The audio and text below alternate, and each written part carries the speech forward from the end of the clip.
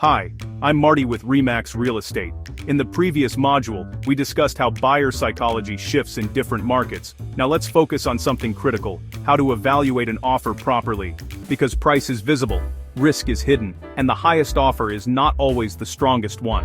What makes an offer strong? A strong offer reduces uncertainty. Look for clean financing terms, clear and reasonable condition timelines, a meaningful deposit, limited unnecessary clauses, flexible possession when helpful. Each of these elements lowers risk. Shorter timelines reduce exposure.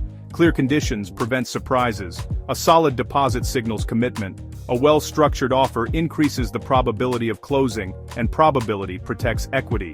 What weakens an offer? Now the opposite.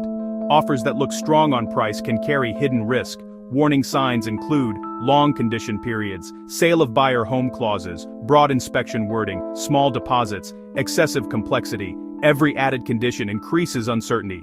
Every extended timeline adds exposure. Sometimes a slightly lower offer with cleaner structure is objectively stronger than a higher, risk-heavy offer. This is where experience matters. Negotiation. Strategy. Negotiation is not about winning, it's about protecting leverage while keeping the deal alive. Push too hard, buyers disengage. Concede too quickly, equity is lost. Strong negotiation means reading behavior in real time. Are they testing? Are they emotionally attached? Are they stretching financially? Different market cycle, same objective: reduce risk, protect value, close successfully.